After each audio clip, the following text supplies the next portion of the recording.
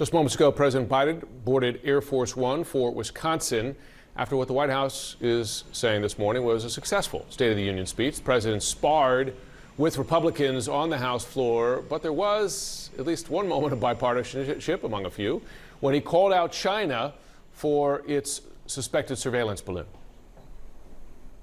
I'm committed to work with China where we can advance American interests and benefit the world, but make no mistake about it.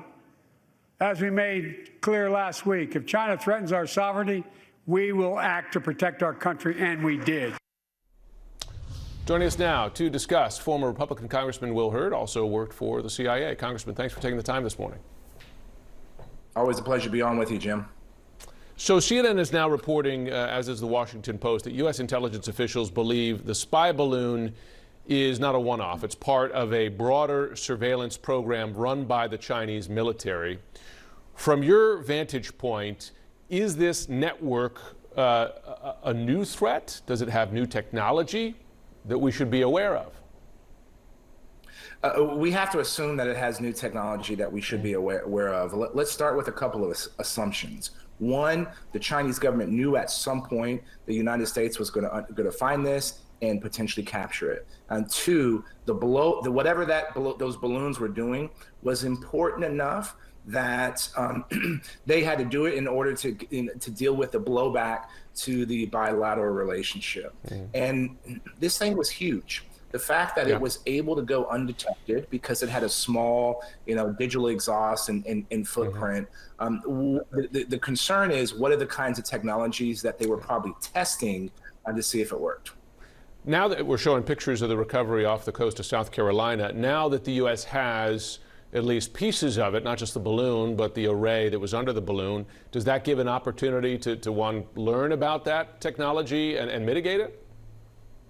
Of course it does. Of course we're going to be able to determine the kinds of capabilities that it had.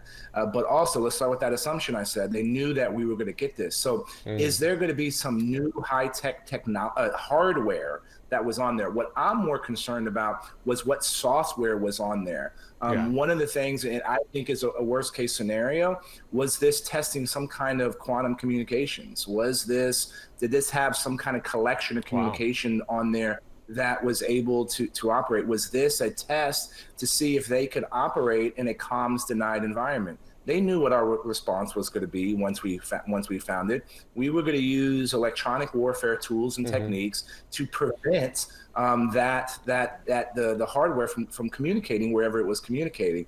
Was that what was designed to do the goal? Now, unfortunately, we're probably not going to see what software was on there because it probably had a kill switch or something to that effect. But we should be concerned with this, and I wish this would have gotten a little bit more attention last night at the State of the Union. This is the first I've heard someone mention the possibility of quantum computing capabilities. That, of course, has been a subject of much alarm and concern as a future prospect, and concern that China's ahead of the U.S. But you're saying it's plausible they've already deployed something in that category?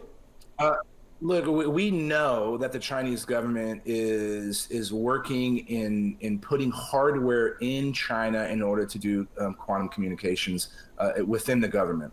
We've known, and they've published some of the work that they've done in space when it comes to quantum communications. Here's what I have learned in my last couple of years being out in private sector and helping cutting edge technologies. These technologies are moving so fast, and they're moving at a speed that nobody thought was possible. So we have to be prepared. And again, I think that's a worst case scenario, but we need to make sure that we're ready for this in the future. Goodness, and one issue, of course, with quantum is that you break encryption. Let's talk bigger picture here. Would this have been a deliberate decision by China? Because on the flip side, one, Chinese lost possibly some advanced technology here. They also lost a summit with the Secretary of State that it wanted, because China wants, we're told, to improve their economy now, and they need to soften, cool down relations with the U.S. to do that. Was this deliberate, or did they make their own mistake here by going too far? Well, look, I think what you're seeing is two different entities operating without each other's cooperation within China. This was obviously a Chinese People's Liberation Army activity, and the military is operating and probably did not brief the Ministry of Foreign Affairs. And we saw early on when this was first discovered, the Chinese MFA, their State Department, respond and basically apologize, which had never happened before. And then now you see their stance of shaking their fist and saying that's ours. That's what likely were to happen. But again, I think we have to begin with the assumption that they knew this was going to happen, that knew this was going to get captured. Goodness. Well, some alarming prospects there. I'm sure they're still trying to figure out just how far this goes. Congressman Will Hurd, good to have you on this morning. Always a pleasure, Jim.